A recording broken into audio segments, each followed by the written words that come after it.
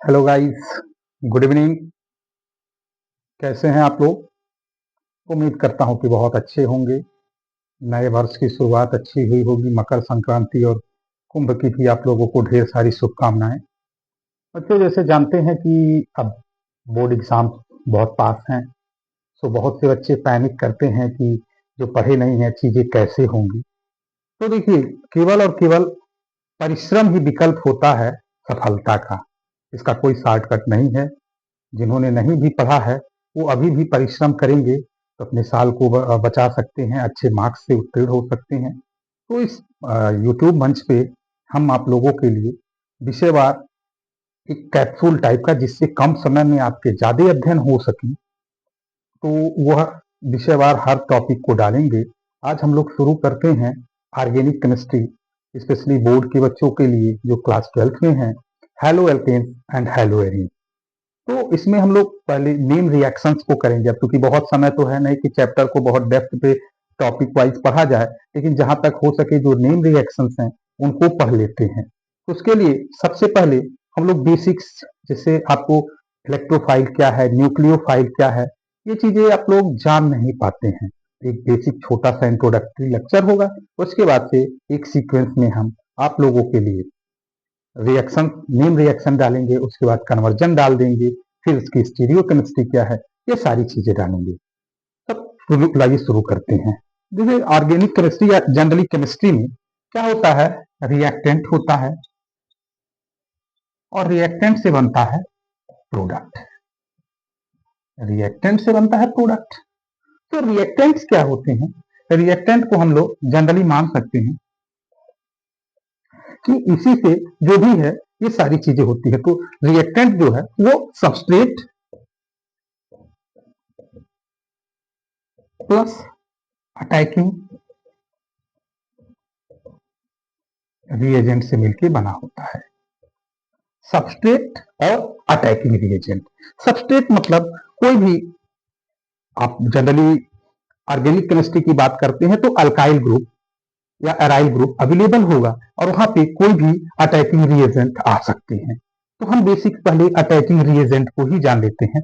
तो जनरली हम organic chemistry में अटैकिंग रिएजेंट को दो तरह का मानते हैं। एक होता है इलेक्ट्रोफाइल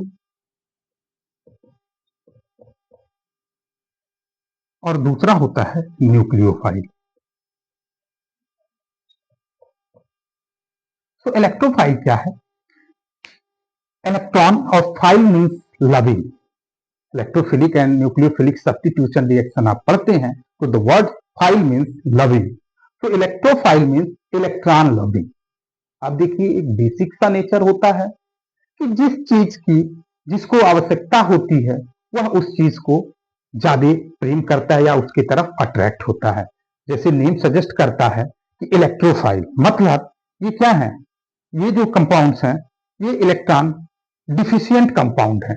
ये इलेक्ट्रॉन की इनको कमी है, इसलिए इनको इलेक्ट्रॉन की चाहत है, तो ये इलेक्ट्रोफाइल कंपाउंड या स्पीसीज कहे जाते हैं। उसी तरह से न्यूक्लियोफाइल है। न्यूक्लियोस मीन्स न्यूक्लियस और फिलिक मीन्स लविंग। तो ये न्यूक्लियस लविंग कंपाउंड होते हैं। अब बेसिक्स हम लोग पहचान लेते हैं एक तरह से कि इलेक्ट्रोफाइल कौन से ग्रुप है और न्यूक्लियोफाइल कौन से ग्रुप है। अगर इसको हम पहचान लेंगे तो देखेंगे कि जो इलेक्ट्रोफाइल है वो न्यूक्लियस सेंटर पे, यानी जहां पॉजिटिव चार्ज है उधर अटैक करेगा, और अगर न्यूक्लियोफाइल है तो जहां इलेक्ट्रॉन डेंसिटी ज्यादा होगा वहां पे वो अटैक करेगा। तो आइए देखते हैं कि इलेक्ट्रोफाइल जो है वो कैसे पहचानते हैं या ये किस तरीके से होते हैं। तो पहला जो इलेक्ट्रोफाइल होता है वो आपको मैंने बताया कि ये इलेक्ट्रॉन डिफिशियंट कंपाउंड होते हैं। मीन्स इनके पास इलेक्ट्रॉन की कमी होती है, तो इनको ये पॉजिटिवली चार्ज भी हो सकते हैं। जैसे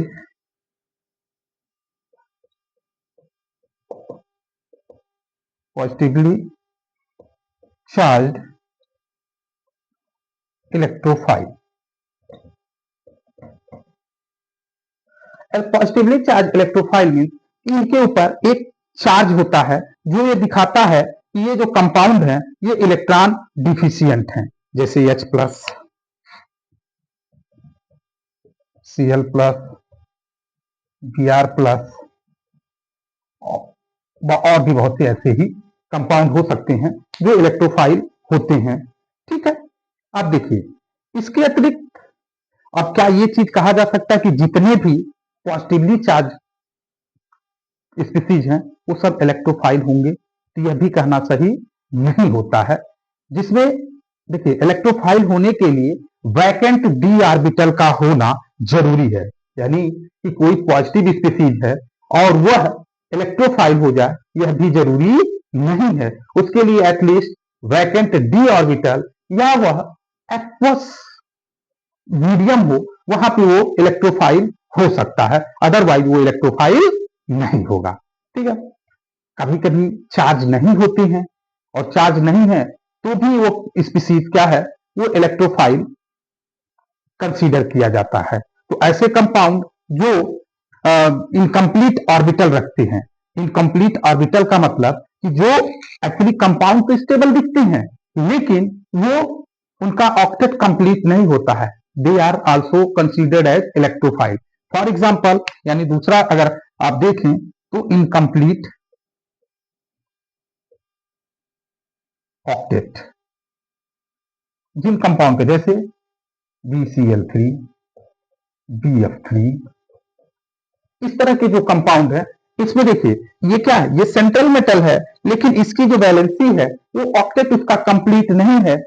यद्यपि यह कंपाउंड क्या है, ये स्टेबल है, बट ये क्या है, इनकम्प्लीट ऑक्टेट वाली कंपाउंड है। आपने केमिकल बॉन्डिंग में इस चीज को पढ़ा होगा, इनकम्प्लीट ऑक्टेट है लेकिन उसके बाद भी क्या है, ये जो है ये न्यूक्लियो सॉरी इलेक्ट्रोफाइल में